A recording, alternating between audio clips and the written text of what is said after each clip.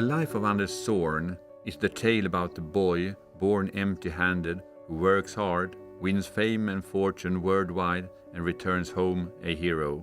Zorn was a painter. He was a virtuoso painter. He mastered watercolor early on, and he took up oil painting.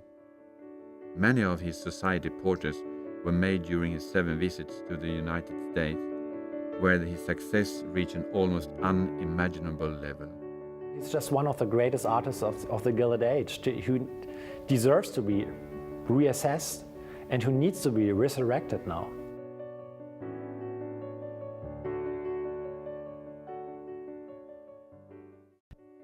Anders Zorn was born in Mora 1860, grew up in humble circumstances, but not poverty, just the same as many other children in Dalarna, Sweden.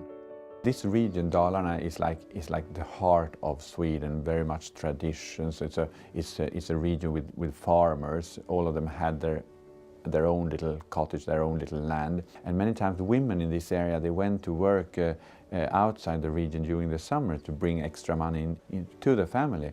And Anders Zorn's mother, she was a farmer's daughter. She went to the city of Uppsala for some summers to work there in a brewery to clean bottles. His mother, Gruddan Andersdotter, met his father, a German brewer, Leonard Zorn, during her seasonal work in Uppsala. Anders Zorn, he was born here in Mora. There was never any talk of marriage. The boy lived with his mother and maternal grandparents on their small farm in Mora. So Anders Zorn grew up with his mother in this cottage and his grandparents. And I think in his whole life he felt that he was en oäkta son, that is what we say, born outside marriage, so to say.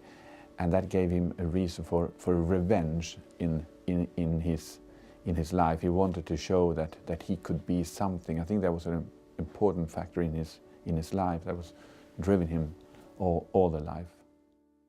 Anders Zorn often made a story out of this. He said that his childhood was very poor, and so it wasn't. It was limited, but not poor. He'd grown up with his grandparents, whom he liked very much. I mean, he was very fond of his family all his life, and he returned home every time he could. So, and he often made portraits out of his mother, this Anna Andersdotter, and his grandmother. So he had a very close contact with them the whole life. His grandfather, the farmer, he actually died when Zorn was 15, 16 years old. But until then, he was important for Zorn. He was actually the only male person Anders Zorn had around himself. You see, when Anders was little, it was very important that people could make their own things, because it was not so easy to go to the shop and buy things. So most of the people very early learned to make their own things.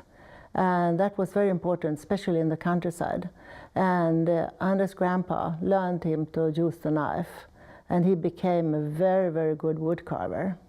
There's a long tradition in this area of carving in wood, and we are still producing knives in Mora, a big company.